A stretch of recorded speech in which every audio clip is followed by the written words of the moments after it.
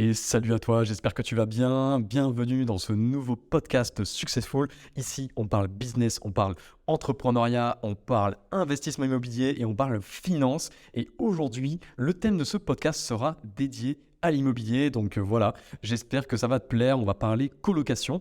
Donc je vais me présenter rapidement si tu ne me connais pas. Donc moi, c'est Alexandre, je suis investisseur immobilier déjà depuis plusieurs années. Et aujourd'hui, voilà, je fais pas mal de stratégies. Je fais du marchand de biens, je fais de la colocation, je fais de la location courte durée. J'ai acheté plus d'une vingtaine de lots en moins de 3 ans. Et aujourd'hui, l'idée, c'est de te parler dans ce podcast d'une stratégie en particulier que tu peux faire en tant qu'investisseur. Donc, que tu sois débutant ou plus avancé. Et je vais te présenter en une dizaine, voire une quinzaine de minutes maximum, comment mettre en place une colocation, quels sont les avantages, quels sont les inconvénients et surtout comment réussir sa colocation. Donc voilà, mets-toi à l'aise, mets-toi dans ton canapé, mets-toi dans ton lit, je ne sais pas du coup à quel moment tu vas écouter ce podcast. En tout cas, on est entre nous. Voilà, si jamais tu veux te prendre un café ou te prendre un verre, voilà, peu importe, mets-toi à l'aise et comme ça on va parler un petit peu colocation ensemble. Donc, la première chose qu'on va voir, c'est pourquoi faire de la colocation, parce que souvent, on pense que c'est assez compliqué à mettre en place. On pense qu'il y a beaucoup de choses qui sont compliquées, en fait, pour pouvoir obtenir de bonnes rentabilités. En fait, la colocation, c'est assez simple en soi. En fait, si tu veux, quand tu vas acheter ton premier investissement immobilier, si jamais tu es dans une ville, on va dire, étudiante, une ville attractive, une ville où il y a beaucoup d'emplois, ça peut être une stratégie très intéressante pour te lancer dans l'investissement immobilier. Donc aujourd'hui, si tu te dis « Ah ouais, je verrais bien moi m'acheter un appartement à cet endroit-là parce que là, je suis à côté des facs, là, je suis à côté du bassin d'emploi, je suis à côté de la zone industrielle, je suis à côté des transports en commun, je suis à côté du tramway, je suis à côté du métro. » Si tu t'es déjà dit ça dans ta ville, bah c'est peut-être que ta ville, du coup, elle est intéressante pour faire de la colocation. Donc, renseigne-toi, regarde un petit peu les quartiers les plus prisés, les quartiers où il serait le plus intéressant d'effectuer ce genre de location. La colocation, ce qui est bien, c'est que pour un appartement que tu vas acheter du coup à un certain prix, tu vas pouvoir booster en fait la location. Enfin, du coup, la rentabilité de ton bien. Donc, tu peux des fois même doubler la rentabilité de ton bien rien qu'en effectuant de la colocation. Donc, moi, je vais te donner un exemple. J'ai acheté un appartement dans une zone populaire de Montpellier, donc dans un immeuble de plus de 100 lots. Donc, voilà, une grosse copropriété. Donc, souvent, ça peut faire peur, mais en général, c'est là qu'on trouve les meilleures affaires. Après, il faut bien se renseigner sur la copropriété. Est-ce qu'il y a des ventes judiciaires en cours? Est-ce que financièrement la copropriété est saine? Est-ce qu'elle est sécurisée? Donc ça, n'hésite pas à te rendre sur place, n'hésite pas à aller visiter. Après, si tu as un peu peur du secteur ou du quartier, n'hésite pas à te faire accompagner ou n'hésite pas également à y aller avec les agents immobiliers si jamais tu as des biens à visiter dans le secteur pour te faire un petit peu au secteur, pour regarder si tout va bien, si c'est pas trop craignos, etc. Donc ça, c'est des choses qu'il faut que tu regardes. En tout cas, si tu veux te lancer dans les quartiers populaires. En tout cas, moi, c'est ce que j'ai fait dans les stratégies de colocation. Je me suis lancé dans des quartiers populaires parce que du coup, tu obtiens des très grandes surfaces pour pas cher. Par exemple, moi, à Montpellier, j'ai pu obtenir un appartement à 1 000 euros le mètre carré. Donc, je ne sais pas si tu te rends compte. Donc, je t'invite à aller regarder. Tu peux faire pause sur ce podcast et aller regarder le prix au mètre carré de Montpellier dans toutes les zones de Montpellier. Tu es au moins à 4 000 euros minimum le mètre carré. Là, sur un appartement de 105 mètres carrés, j'ai pu obtenir un appartement à 1 000 euros le mètre carré. Donc 105 000 euros, j'ai 105 mètres carrés d'appartement. Donc je ne sais pas si tu te rends compte le potentiel de ce bien-là. Donc oui, je suis dans une zone populaire, mais j'ai fait mon étude. Donc toi, c'est exactement ce que tu dois faire si jamais ton secteur ou ta ville se prête plutôt bien à la colocation, vérifie tout ça. Et même, je t'invite à te pencher sur les quartiers populaires. Donc même si en général, ça peut faire peur, on pense que les locataires ne payent pas, qu'ils vont tout détruire, etc. Mais souvent, non. Tout simplement, des fois, tu as des gens qui n'ont pas les moyens, en fait, tout simplement, ils n'ont pas les moyens de pouvoir se loger dans des quartiers où le loyer est trop cher, en fait. Et ça, il faut arriver à le comprendre. Et donc, si tu fais une belle rénovation, que tu fais un bel aménagement dans un quartier populaire, je peux t'assurer que tu vas attirer les meilleurs profils du quartier populaire. Et les meilleurs profils des quartiers populaires, je peux te garantir ils prendront soin de ton logement, mais même des fois mieux que toi dans ton propre logement. Moi, je peux te garantir, j'ai des locataires dans un appartement en colocation, ils prennent vraiment très soin du logement. Et je peux te garantir, parce que moi, j'y suis allé plusieurs fois discuter avec les locataires, Et ça m'est arrivé d'aller faire 2-3 réparations sur place, parce que voilà, je suis un peu bricoleur, et comme c'est à côté de chez moi, j'aime bien des fois aller faire des petites réparations. Et j'ai déjà rencontré le propriétaire plusieurs fois, ça fait déjà 3 ans qu'il est dans l'appartement, et je peux te garantir, il est comme neuf. Et quand il y a besoin de mettre un coup de peinture, il m'a même fait des nouvelles installations, enfin bref, il a été irréprochable à beaucoup de niveaux. Donc tout ça pour te dire que c'est pas parce que tu es dans un quartier populaire que tu vas avoir des impayés, que l'appartement va être dégueulasse, qu'il va être mal rendu et tout ça. Donc je t'invite, si jamais tu veux te lancer dans la colocation, bah forcément il te faut des appartements d'une grande surface. Donc forcément il va falloir aligner un gros billet. Donc suivant les zones, tu vois par exemple à Montpellier, si tu es à 4 000 € le mètre carré, bah pour trouver un T4 ou un T5, bah vas-y, faut se lever de bonne heure. Et surtout il faut avoir un gros budget.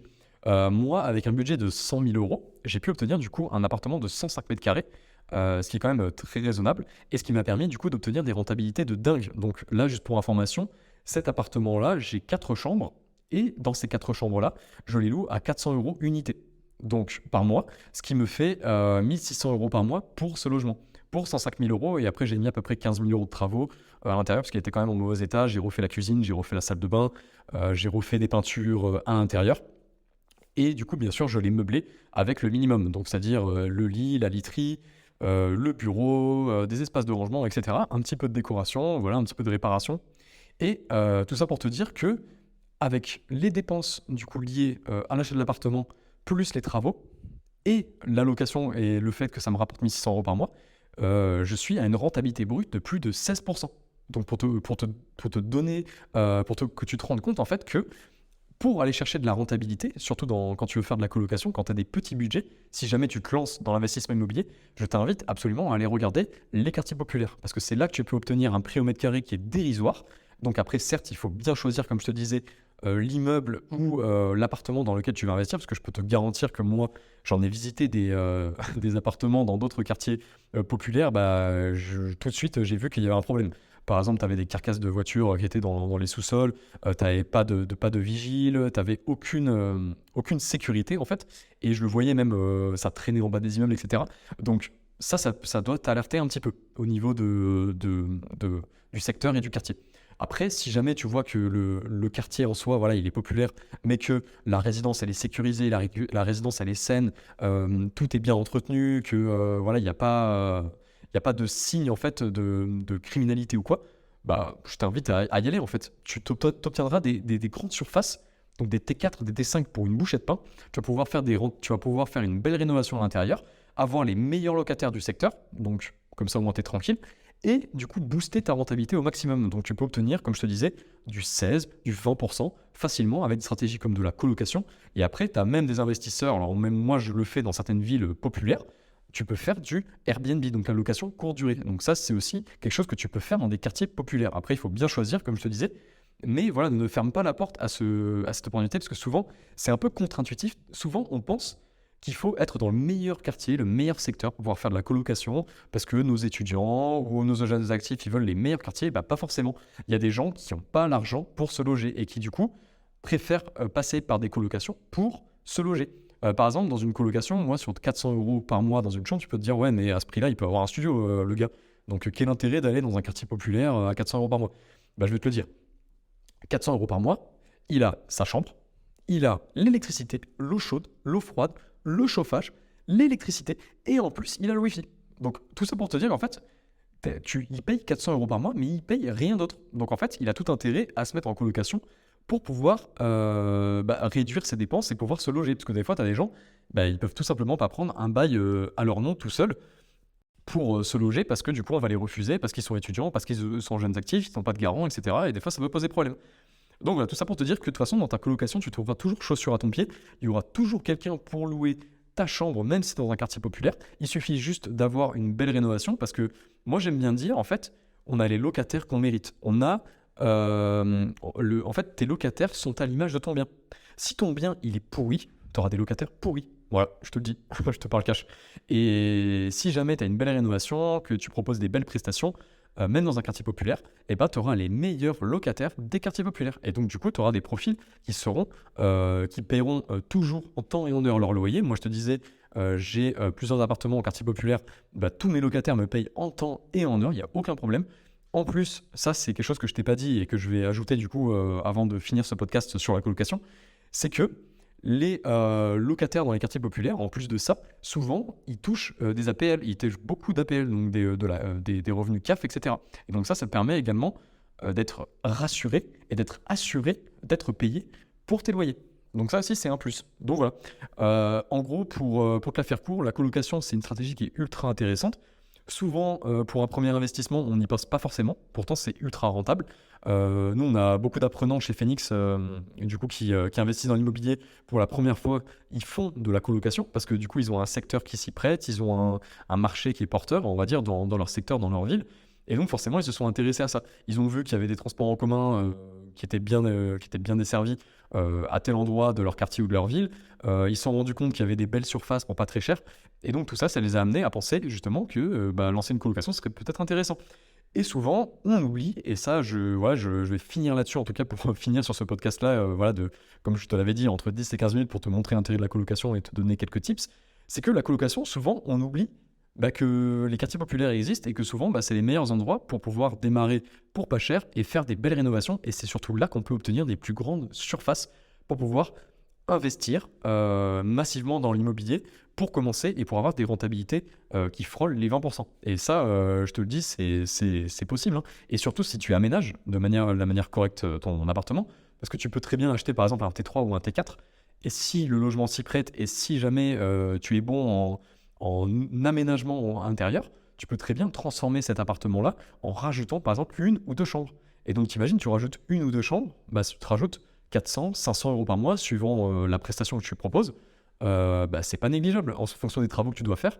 Si jamais tu dois juste déplacer une cuisine ou réaménager un séjour ou réaménager une salle de bain, c'est quand même très intéressant parce que tu veux rajouter 400 à 800 euros par mois pour peut-être 10 à 20 000 euros de travaux. Donc après, c'est un calcul que tu dois faire au niveau de la rentabilité, mais ça peut être extrêmement important. Donc voilà, si jamais tu te lances dans l'immobilier, la colocation, ça peut être fait pour toi. C'est pas forcément réservé à un investisseur aguerri. Tu peux très bien te spécialiser dans la colocation. Après, moi, je te conseille quand même de te diversifier dans l'immobilier, c'est-à-dire de ne pas faire qu'une seule stratégie.